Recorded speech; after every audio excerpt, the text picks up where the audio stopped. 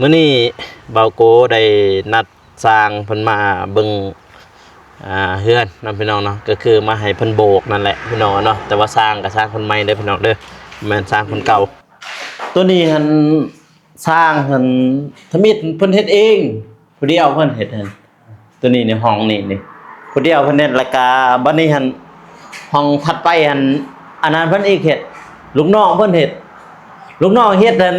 เอ็ดตำเป็นตำเกิดนี่ดิเพิ่นโบกเห็นบ่นี่โอ้ยเบิ่งบ่ายก็ฮู้นะงามเนาะโอ้ยอย่าทั่วแบบบ่มีไผเบิ่งนะก่อมันบ่มีไผเบิ่งที่ลุกๆโนดๆเด้นี่แก้ไขได้อยู่แก้ไขได้ต้องเงินมาเนาะเป็นนั่นเลยเมาก็เมานั่นดีกว่าจับใส่ได้นี่บ่ถึงเม็ดประมาณเท่าไหร่1ล้าน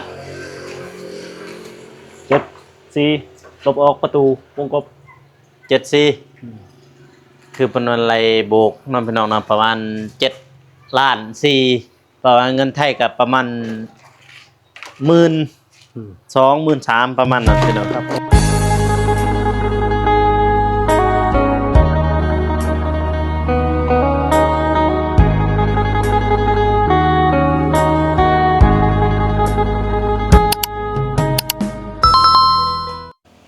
เอาบาทนี่พี่น้องเลยเนาะเปิดภาพมาเด้อพี่น้องเด้อพี่ก็มาอยู่บ้านคือเก่าพี่น้องเนาะวันนี้พี่น้องเลยเนาะก่อนอื่นบัด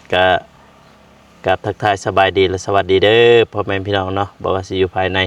หรือว่าต่างประเทศก็ยินดีต้อนรับเข้าสู่สองเบาโกชนบทสปปลาวพี่น้องเนาะพี่น้องเลยมื้อนี้เบาโกได้นัดสร้างเพิ่นมาเบิ่ง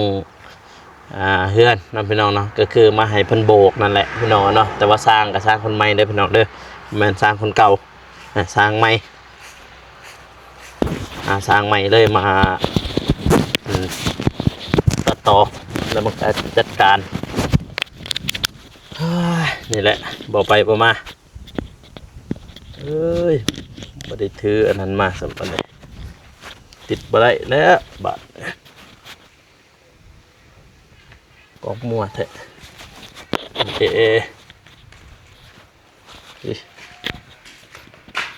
นี่แหละเฮือนซ่านพี่น้องเอ้ยมาบัดนี่ให้ช้างมาเบิ่งฮะ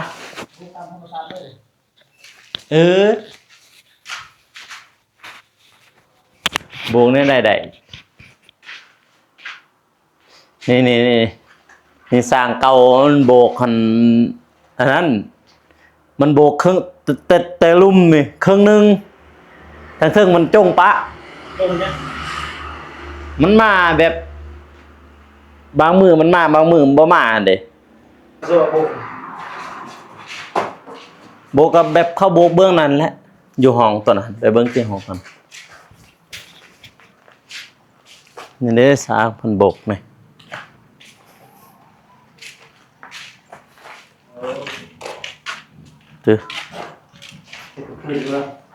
ตัวนี้หันสร้างหันทมิตเพิ่นเฮ็ดเองผู้เดียวเพิ่นเฮ็ดหั่นตัวนี้ในห้องนี่ผู้เดียวเพิ่นเฮ็ดแล้วก็บัดนี้หันห้องถัดไปหันอันนั้นเพิ่นอีกเฮ็ดลูกน้องเพิ่นเฮ็ดลูกน้องเฮ็ดหันเอ็ดตำเป็นตำเกิด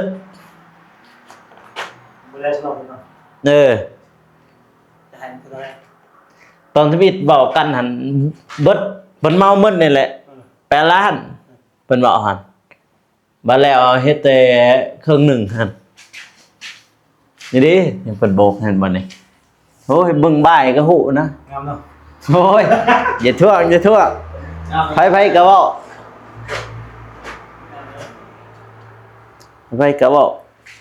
อันว่าจากอาการโบกซะนี่นะแบบว่าบ่ถ้าเพิ่นเองมันเฮาคุมแน่เพิ่นเฮ็ดก็โอเคอยู่คือจังซี่หยังก็ซำนี้ก็พอได้ซำนี้นี่พอเฮือนมันก็อันนี้อยู่แล้วนะเฮือนได้งามแต่ว่าเฮือนได้มันมีบ่ได้งาม บ่ผ่าน มีผ่านดอกนี่ก็อีช่างนี่เบิ่งตินี่โนนลุบโนนลุบโนนอยู่ท่านี่ บ่ผ่านครับ มันเบิ่งอยู่ห้องตอนนั้นแฮงคัก โบทำนี่ในเวียนบูจางคนอื่นบูจาง ฮะ คนอื่นบูจางโบนี่ เออเวียดบ่สิจางบ่ได้เวียดไหลตีเวียดไหลขานี่ตัวนี้จะใช่บ่ตัวนี้ปามันแล้วพอนี้ปา แมวมันเนี่ย ตามเป็นตามเกิดแบบนี้แหละพอนี้ตัวเพิ่นโบกเห็นบ่เพิ่นโบกจังซี่นี่เพิ่นโบกครึ่งไผว่าเคยเฮ็ดเขายังบ่เคยเฮ็ดนะเขาโบกครึ่งนี่แต่นี่ฮอดครึ่งนี้มันโบกมันแล้วจึงต่อมาแต่ถึงหรือว่าเพิ่นต่อแต่ถึงก่อนบ่เลยแล้วก็จงลงลุมเออเพิ่นโบก เก็บไปที่เก็บลูก โบกครึ่งหนึงหาสิใช้เป็นบ่นี่ตัวนี้นี่ตัวเพิ่นโบกตัวนี้นี่ลูกน้องเพิ่นโบกมันจะลุมห้องนี้ แต่ที่จริงนะเขาโบกมันจะถึงลงมาเลยจริงครับอ่ะเบิ่งที่ลูกโน่อยู่นี่หาสิใช้เป็นไผสิบ่จะกลัวไผมาเบิ่งก็โอ้ยนี่อีกเขาว่าเฮือนนี่ก็ได้อันนี้ก็ย่อไม้ได้ยกนี่หลังคานี่ตะกี้เห็นพี่น้องนี่แหละไม่เฮ็ดหั่นก็จ้างคือกันแหละพี่น้องตอนได้30 หาล้านบ่เริ่มเขาเฮ็ดอันหลังคานี่บัดนี้หั่น3คนเนาะเฮ็ดบัดนี้มันหัวบัดนี้ใครเฮ็ดแล้วเขาก็เมื่อบ้านเขามันหัวแล้วเบื้องห้องตอนนั้นแล้วมันไหลหั่นบัดนี้มันหัวแล้วบัดนี้ให้เขามาแป้งเขาบ่มาแป้งอีกพี่น้องหั่นแล้วผู้หนึงก็เสียชีวิตหั่นยังเหลือ2คนบัดนี้เงินก็ใช้เบิดแล้วเด้ขี้คร้านมาแป้งมานี่จำเป็นบ่ขอแป้งใหม่คะแนนบ่ยกเห็นบ่เป็นการแป้งทั้งหน้าเพิ่นเห็นยก ทำโผล่หัวเลยใส่กระเบื้องมันใส่ทังกะสี บัดทมิตมาโอ้ตอนฮือขึ้นใหม่ๆหั่นมือฮือขึ้นหั่นว่าโอ้คิดในใจคันซื้อกระเบื้องบ่ได้10ปลายล้านคือเก่าซื้อสังกะสีหั่นนะสิสังกะสียาวมาเลยพอดีเบิด10ปลายล้านบ่มีเงินก็ย่อซะจำเป็นหาพี่น้องนะย่อขึ้นย่อเบิดเด้นี่มีแต่ทางหลังนี่บ่ย่อนี่มางออกบ่ได้กระเบื้องนั่นอ๋อทั้งแตกกันนะนี่กระเบื้องแตกแน่นี่ปูนนั่นซื้อผู้ใหญ่เขาซื้อนี่มันตาบมาได้นี่มันแตกเลยนี่ตาบแตกเบิดเลยนี่คือซีเมนต์เลยนี่เพิ่นมาเห็นแบบบ่มีไผเบิ่งนะก่อมันบ่มีไผเบิ่งที่ลุกโน่นๆเลยนี่ มันเป็นยังเนาะภาษีบ่เห็นก็เต็มเที่ยงมันเรียบดี นี่ก็ทำไมทาสีก็ติ๊กเซนอยู่ว่าลุบๆโน่นๆนี่ก็ เห็นอยู่มันเห็นใส่ไฟยังเห็น แม่นบ่ ยิ่งเห็นคักนี่มัน ผมนี่ สามเหลี่ยมก็บ่ได้สี่เหลี่ยมบ่ได้บ่ มีว่าสามเหลี่ยมตัวกวาด ที่บางทีปาดเลยพูดไปดี แบบบ่มีไผเบิ่งหั่นน่ะ ไปเอาขึ้นปูนแล้วเสมอนึงปาดเลย นี่ก็ตัวนี้มื้อนั้นอันนี้เขาว่าน้ำเพิ่นนั่นข่อยนัดน้ำเพิ่นหลายเทื่อเด้นี่เพิ่นหั่นสร้างหั่นตัวเฮ็ดผู้เก่าหั่นอันนี้เป็นทหารแล้วบัดนี้เห็นยามวางเวียกเพิ่นก็มาแล้วก็บัดนี้ถือไปประจำการหม่องใหม่เพิ่นว่านะที่จริงมันข่อยน่าจะฮู้แล้วเพิ่นรับเวียกตัวอื่นหั่นนะรับเวียกบ่อนอื่นหั่นเพิ่นรับเหมากับทีมงานเพิ่นแต่เพิ่นสิมาทางนี้มาผู้เดียวบัดนี้นี่มันเลยขาบัดนี้เพิ่นโบกบ่นี่เห็นมันแตกอึกกระทึกกระโคมบัดนี้เขาว่าจะแก้เบิ่งตัวนี้นี่โอเคเพิ่นว่าสิแก้บัดนี้เขาก็นัดเพิ่นว่าวันจันทร์นี่จันทร์ลังนี่นะขอให้เจ้ามาเด้อเพิ่นก็โอเคตัวเองสิมาแล้วก็ค่อยว่าถ้าจะว่าเจ้ามีคนหั่นข่อยจึงสิจะเฮ็ดต่อคันจะมาผู้เดียวจ้ะก็บ่ให้เฮ็ดบัดแล้ววันจันทร์มาก็บ่เห็นมาพอโลมีแต่ตอนเว้ากันซื่อๆเพิ่นหมื่นตัวนี้แจะนี่ตัวใจโบกใหม่ในนี้กับนี้ พอ ฮะ พอหรอ นี่แหละตัวนี้นี่ อันแรกพอหรอ เข้าไป บ่กำลังนี่แหละถึงลังนั่นแหละถึงลังกับอันลักษณะทางหน้าบ่ได้โบกข้างหน้าทางนั้นก็โบกเลยแน่ตัวทางข้างอีหยังแบบนี้ก็โบกเพิ่นนะเคลื่อนนี่ก็คือเห็นนั่นแหละตั้งแต่เข้าเฮาบุกไปเทบ้านพุ่นแหละแต่เข้านั่นมันเลยเฮือนมันแต่2018 19พุ่นเลยเฮือนมันเข้าไปเตะบ้านอยู่ค่ายนะ เฮ็ดเองครับ ตัวนี้พ่อเขาเฮ็ดเองนี่เพราะว่าตอนพ่อก็เฮ็ดเขายังอยู่ท่าแต่งเด้น้ำลูกตอนนั้นเพิ่นเฮ็ดเองเพิ่นก่อขึ้นให้บุกทั้งนอกทั้งคือบอนนี้ ทำโบนี่ตายไปปุ๊บเลยเฮ็ดหมดนี่วะสุดนี่มาเลยโบนี่เฮ็ดหมดเราเฮ็ดบ่ ซ้ำนี่นะปกติซ้ำไหนสัน เรียบนี่เลย เรียบนี้เลย เอาคนนี้มันครบหน่อยดิ เต็มอายันนา7ซื่อๆ คือซ้ำเล่า นี่บอกกันนา7ป่ะนา7มันเต็มเวลาจะโกมาเต็มเลยบอลมันตรงเรือสนี้มันกลมแล้วนี่บอกอยู่ในบอกว่าเต็มนี่จะบอกอยู่ในเดียวนี่เต็มเลยนี่สิแก้บ่ได้มันต้องลื่นมาต้องไปคิดแบบนี้ก็วันนี้ คิดแบบนั้นก็ได้พอทาทางคนนั้นก็เพื่อตัวเลยอยู่หัวก็บ่แม่นแล้วตัวมื้อนั้นมื้อนี้เตงก็บ่ต้องมาหรอกเพราะว่าหาทางไหม คือบ่ทุ่มป่ะ ฮะ คือบ่ทุ่ม ตัวอยู่ในเนี่ยบ่ มาเฮ็ดได้บ่ ตัวอยู่ในเนี่ยบ่ นี่มีหยาบมีหยัง ตัวทางข้างนี่ตัวทางข้างนี่ก็บ้าไม่ซั่นแหละ ดินเขา บ่ดินเขานี่สำหลักหัวนี่นะจำนวนแต่สิทมเบิดเด้อยู่พื้นก็ทมคือกัน นี่เลย ไม่ได้ทำเลย พื้นน้องนี่ก็ทมคือกันนี่พื้นน้องตัวนี้นี่ตัวนี้ก็สิเทแม่เราสิเทตัวนี้ก็ใช้โบเลยตัวนี้นี่ตัวนี้บางทีสิเทเองตัวนี้เราเศษประตูเล็กนะอยู่นี่ตัวเล็กดึงนะ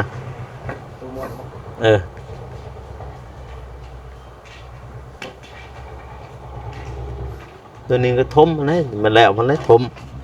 ถ้าบ่ทมมันบ่ได้ดอกน้ำทั้งในก่อนลังเลยอยู่จุยเลยนะนี่ดินเขาตำพุ่นพูดนะฮอดทางมันเลยดินเขาแบงเลยดิเอาจัดสรรดิตะกี้ดิให้มีเงินคือเห็นแหละตัวนั้นเขาทมทางนั้นเขาทมให้มีเงินเขาทม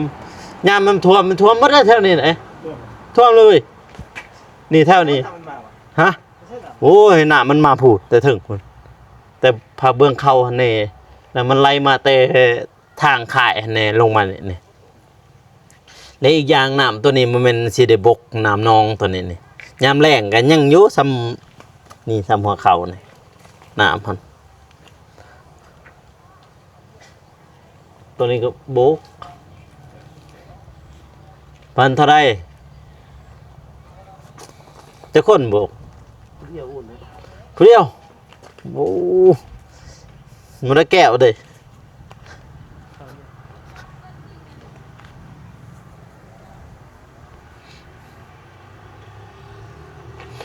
อยู่ในนี่ก็สิทมอีกอยู่ในนี่สิทมอยู่ในก็คือจักแมตได้เฮือนก็บ่ฮู้กันจัก6คูณเข้าบ่พอไปว่าแทกดูตัวในนี่ก็พื้นมันสิทมบ่ให้มันเต็มหั่นนะทมซำใดซำหนึงน่ะอยู่ในก็สิทม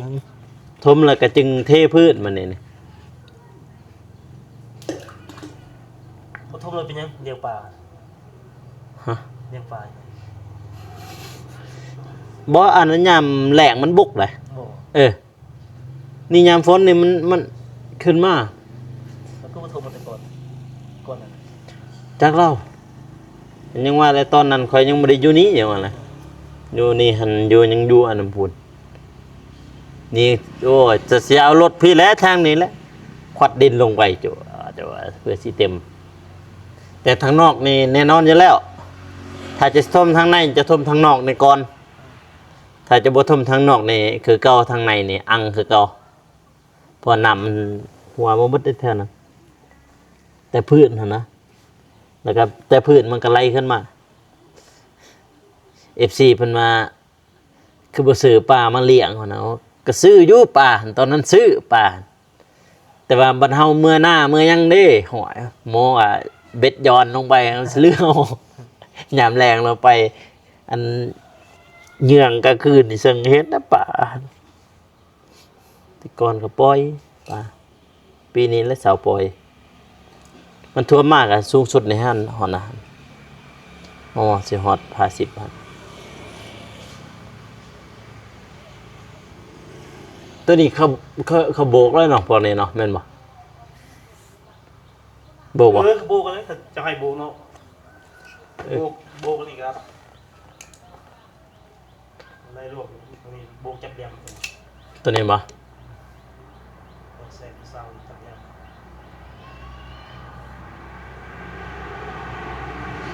ลองในเบิ่งตัวนอกแน่ๆแล้วก็หลายเบิดนี่เลยนะโบกแต่ว่าก็เท่แล้วนี่มีแต่โบกพวกนี้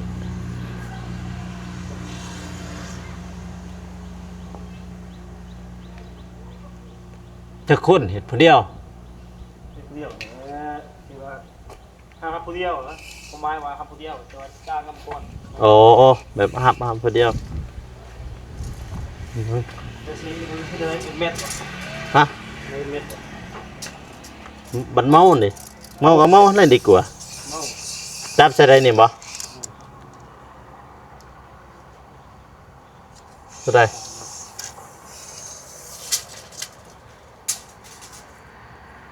เมาดีกว่า มันแม่นเท่าไรสันจะไรแม่70ทั้งนอกทั้งในเลยบ่ ไม่เว้ยต้องใส่กระแสผ้าอีกเลย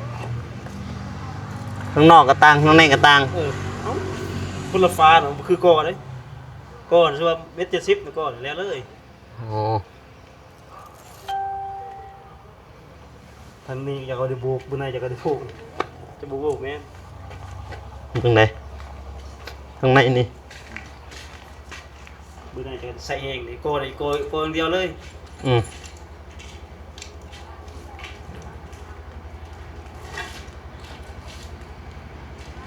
ตัวมอสร้างตัวนั้นไรหันมอไรหันฟ้าหนึ่งที่แซดมาอะไรมาโบกหัน ถ้า4 เซน นี่ได้นี่ ไปน้อยเลย บดแล้วตัวภาคในนี่แหละ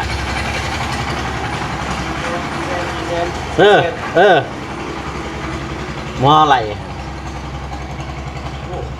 เซนกูก็รวยเลย แต่ว่าหมอเห็ดบุญตั้งแต่ก่อนปีใหม่ได้นี่มาเห็ดตั้งแต่ก่อนปีใหม่อีกได้ยินเหรอ จ้างเขา2 เซนนี่ไปให้มา4 เซน 4 เซน 4 เซน 4 เซน มันก็รวยแล้วเลยก็ยังว่าอยู่โอ้บกจะที่วะแทงแล้วว่าตัวนี้นี่น่านี่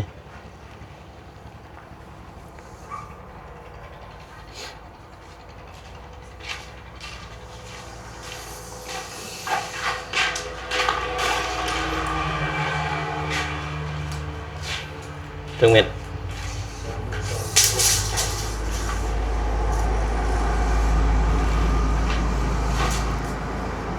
บุกจับ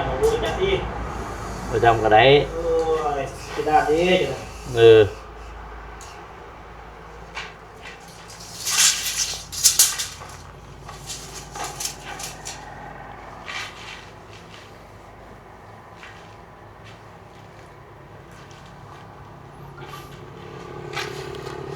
โอ้ยน้องน้ำนี่ก็ได้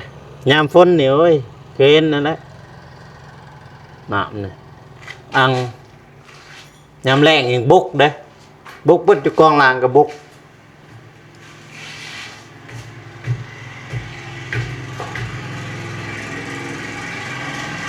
นี่เป็นยังทางนอกนี่อีกทางนอกก็มีรัดบ่มีหอยบ่รัด บ่ หอย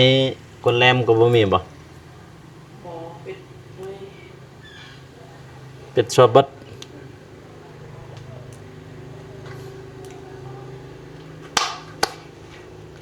เบิ่งแหวนเนาะหลายเติบอยู่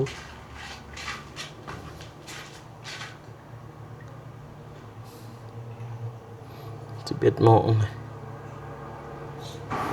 บัดตัวนี้บ่ตัวนี้โบกได้ก็โบกมันตำเปอะมันได้อยู่ติ เอาให้รู้ ฮะ มันจะได้อยู่แล้วแต่ว่าใส่ลูกเกียงสักกับโบเกียงทำแกงไงแต่ว่าเม็ดทรายน้อยบึงทรายขึ้นใหญ่แต่หอนทราย ฮ้อนหน่อยนี่ใช่แกตัวถึงนี่ตัวสร้างเก่า การแก้ มันเห็ดนี่ตัวพนที่นี่สร้างเก่าเลยเห็ดมันมาปาดมันนั่นพอแกะได้ว่าแกะได้วะน่ะเดี๋ยวไอ้สิมามือวันจันทร์น้องกันนะไอ้บ่มีคนกะไอ้สิมาแก้ให้เจ้าซื้อๆพุ่นน่ะมาแก้ซื้อๆเลยก็จึงว่ากันถ้าว่ามีคนมาเฮ็ดซอยจังสิจ้างเพิ่นตื้มหั่นน่ะบ่แล้วมาจ้อยวันจันทร์ก็บ่เห็นสนไล่เท่าได้บัดนี้19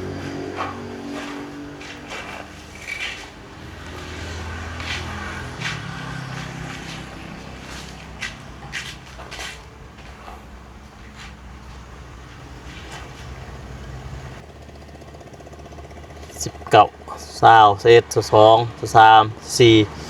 25 26ทุกที8 ปียังมาทันแล้วเพื่อนโอ้ย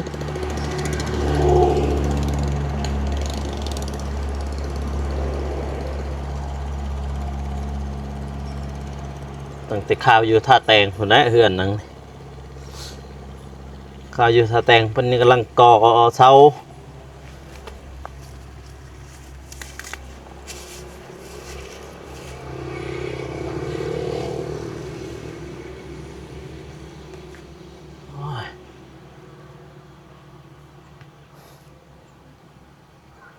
น้ำท่วมเท่านี้ท่วมหมดแล้วแถวนี้นี่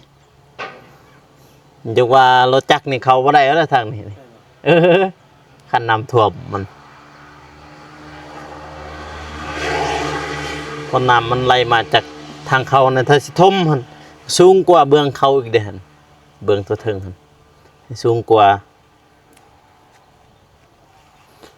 ฮอดบ่ลัดน้ำฮอดนี่ลัดฮอดแล้วเนาะฮอดฮอดดินจีดินทรายพุ่นแล้วแต่บ่ฮอดนี่น่ะลัดเนาะฮอดแถวๆนั้นเบิ่งเนี่ยตัวนี้ก่อน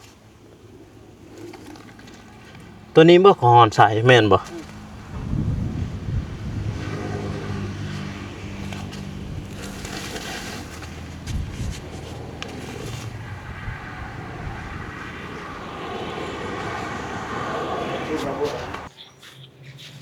บ่บ่ เอาตามระดับเนาะ แบบไหนแบบเขาหันมาแบบนั้นบ่ ขนาดไหนมันใหญ่เนี่ยจน3-4 เซน แบบเขาหันนะแบบเบื้องนั้นเลยโบกก็ได้ว่าอันนี้มันใหญ่เด้บานมันใหญ่วงมันนี่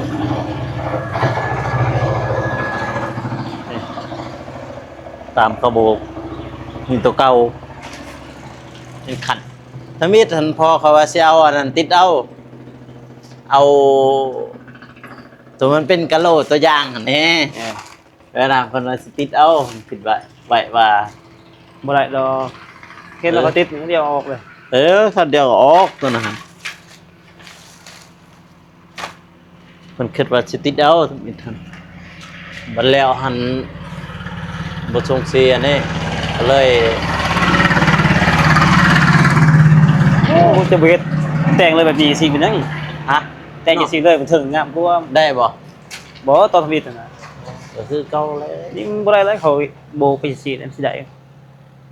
จะทุบมันนะเป็นสิได้ สวรรค์เจาะ บ่หมื่นหั่นเอ้ยหมื่นมันแอนไปพุ่นนั่นแล้วก็ทุบ เออแก้ไขได้อยู่แก้ไขได้ต้องเงินมา เนาะ เป็นนั่นเลย เงินมาแก้ไขได้ แล้วก็เฮ็ดโอ้คันว่าจ้างอันอาจารย์นี่ช่างเลย ตัวแต้มศิลปะนะอยู่เงียนมาต่อหั่น ไอ้ อาจารย์คำตัน หมอ จ้างแล้วแต่ ให้แต้ม แต่หมู่ภาพอยู่เนี่ยโอ้ยคักแล้วเห็นว่าอยู่เฮือนลุงหั่นแล้วแต่หมู่ภาพอยู่กำแพงหั่นเราอันจ้างจักเท่าไหร่ลุงจ้างตอนนั้นก็บ่แพงดอก ตอนนี้อะนะบ่แพงราคาสำนาญแต่ตอนนั้นก็โอ้แพงเติบแล้วเราแต่มุมภาพเท่าไรกล่าวอ่ะ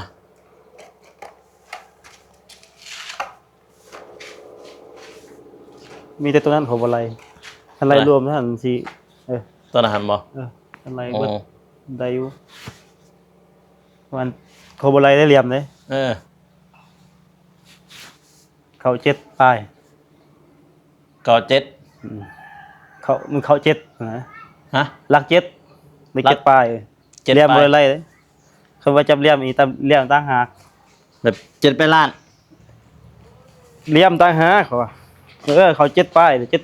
โบราณเราเจ็ด เจ็ดเท่าไหร่ เจ็ดประมาณ3-4 แสนนี่แหละ อ๋อเจ็ดไปล้าน เจ็ด 7 ล้าน 3 7 ล้าน 4อ๋อบัดไล่เหลี่ยมเนี่ยมันนี่ ห่วยเหลี่ยมเอาสิ ถ้าว่าไล่เหลี่ยมเนี่ยแม่นเบิดแล้วเนาะพองนี่เนาะ ได้ ตัวนี้ถึง ตัวนี้แม่นตัวนั้นบ่แม่นนะตัว ตัวถึงมาเป็นตัวนี้นี่ นี่แม่นนะตัว แล้วก็ตัวนั้นบ่หรือว่ามีแต่ตัวเหลี่ยมนี่ ตัวนี้สร้างบัวที่ ตัวนี้คือจังได๋สำหรับตัว เศ นี้ ษบัวบ่จักแรกกับเจ้าเนาะเจ้าเศษจังไดเจ้าสิแต่งอยู่ซีโซ่บ่ สิโบกนะ อันโบซื่ออะโบซื่อคันบ่โบก็คิดเจอคิดจะเฮ็ดบัวเฮ็ดอีหยังก็จ้างสร้างบัวเฮ็ด เอาแต่ตัวนี้ก่อนซะ7 ล้านเท่าไหร่เต็ม 7 ล้านกว่าๆนี่แหละ เต็มเลยเอา3 4 มันสิเต็มอีหยังตัวนี้ก็ตัวนั้นก็ทั้งข้างก็ยังหันไหลซั่นเด้ ข้างตัวใด นี่ข้าง ทางใด ข้างนี่คนไหลเพื่อตรงนั้นซื้อ อ๋อ นี่ข้างนี้กับข้างนี้คนไหลตัวนี้ไหลเต็มตัวนี้มันนี่ข้างนี้ก็ยังบ่ไหลนี่ข้างน้อยนี่ ไล่ไปเลยเป็นหยัง ฮะ ตัวข้าง อ้าว ข้างนอกนี่บ่เลยข้างใด ฟ้านี่มันก็ได้แล้ว ตัวนี้นี่ ฟ้านี่ฟ้านอกนี้ฟ้าในนี่ป้ายแล้ว ไปแล้ว ลาดป้ายเลยตัวนี้เขาบ่ได้ไล่กันอยู่ โอ้แล้วก็ตัวนี้บ่ได้ไล่ บ่ได้ไล่คันไล่ก็มันค่อยกะซื้อนะตัวนี้นะ เออ ก็2 แสนกับ3 แสนนั่นแหละ อืม ล้าน2ล้าน3นี่แหละ รวมทั้งหมดเอาตรงๆเลย บ่ได้เรียม เออ บ่ บ่ไร ก็ซ้ำว่าหมดเลย ทำไรนี่นะ เอ้า 7 ล้าน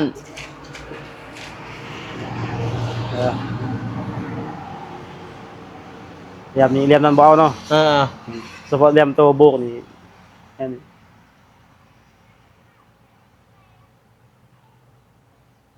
โบกไปตามธรรมศาสตร์ของมันตี อืม ก็สิเบิ่งนำหั่นแหละโบก บ่เบิ่งกันเลยนะเชื่อใจค่อยนะ เออ ผมบ่เฮ็ดขี้ร้ายหรอก เออเชื่ออยู่ดอก คณะค่อยขี้ร้ายเขาโบกคนนอกจะทีบเลยแล้วตกนอง สางร้อยอีกแล้ว7ล้าน3เหรอ ว่าดีว่าไรตอนนั้นดี มาไล่เบิ่ง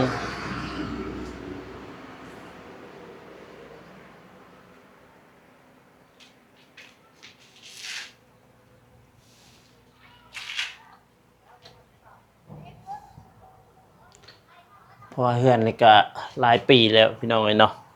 ตั้งแต่เมาโกยังทำน้องชายหลานนี่เขาอยู่ท่าแตงพุ่นพอแล้วกำลังก่อขึ้นมาบัดนี้จึงมาย้ายมาอยู่น้ำเล่านี่แต่ปี2024พี่น้องเนาะ2 ปีนี้มันอยู่นำพ่อนำแม่แต่ก่อนนั้นมาโกไปอยู่นำป่าน้ำลุงพี่น้องนะอยู่ท่าแตงนั่นแหละเฮียนก็ฮอดแต่ม.5พี่น้องนะสำอ่านออกเขียนได้บ่ได้จบม.7เด้อพี่น้องเด้อโอเคพี่น้องเอ้ยเนาะประมาณเท่าไหร่จักล้าน